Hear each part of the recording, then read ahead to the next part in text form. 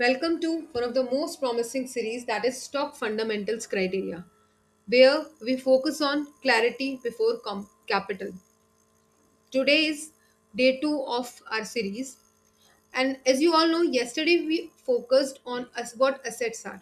And today we'll try to answer a more important question, that is, how efficiently is a company using those assets to generate the revenues? Right now, as you all know, only owning the factories is not enough. The real question is, how productive are those factories? Now let us understand the asset turnover ratio. What is asset turnover ratio? It is basically the ratio of revenue with the total number of, yeah, total amount of assets, right? So in simple terms, if I try to explain, for every 1 rupee of asset, how much revenue is company generating, right? So if a company has total asset of 1000 crore and revenue is 2000 crores, then its asset turnover is 2, correct? You got it? Now that means for every 1 rupee invested in the assets, company is generating a revenue of 2 rupees. As simple as that. But higher ratio always says better asset utilization, and lower ratio indicates lower efficiency. Okay? Now, why it matters a lot, right? Imagine, let's assume there are two shopkeepers, A and B.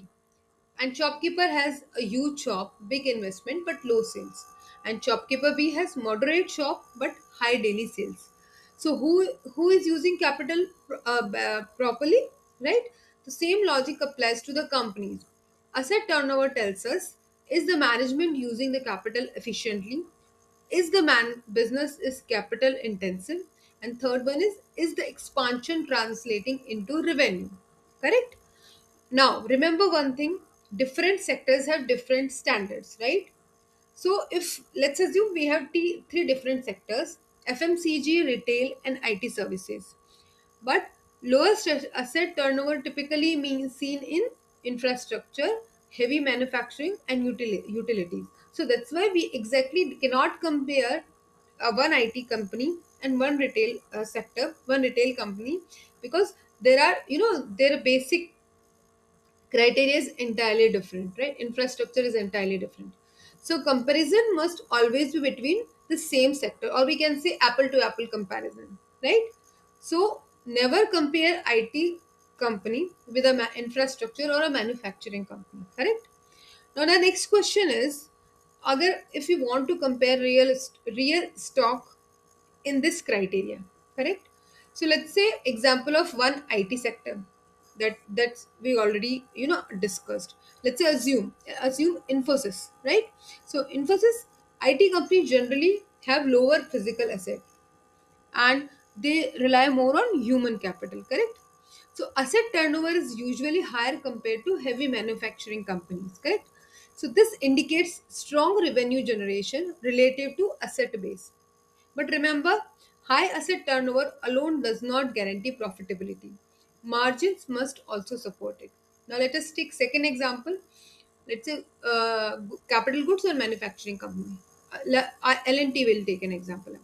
So infrastructure and engineering companies invest heavily in their plants, machineries, and projects. Asset turnover may be appear low, but again, that does not automatically mean that company is weak. Correct? In capital intensive sectors, the turnover is very normal thing. Correct?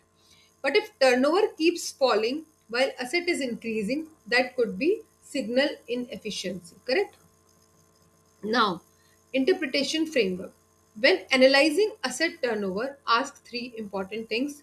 That is it company improving year on year? Or is it stable compared to peers?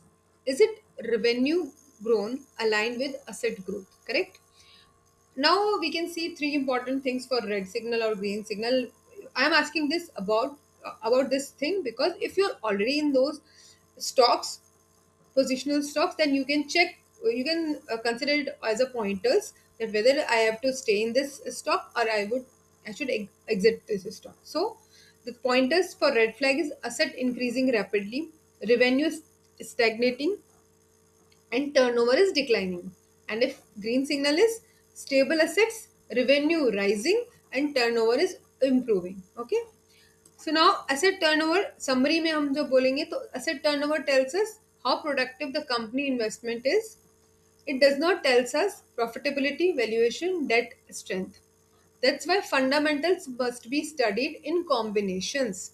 Tomorrow we move to annual revenue growth, which connects directly with this concept. Once again, I'll say the one same thing that asset shows the capacity and asset turnover shows the productivity. And please keep these things in mind for our further understanding. Thank you for the day. We'll meet tomorrow with a new topic and be with us, stay with us for more and more information about selecting the positional stocks. Thank you once again.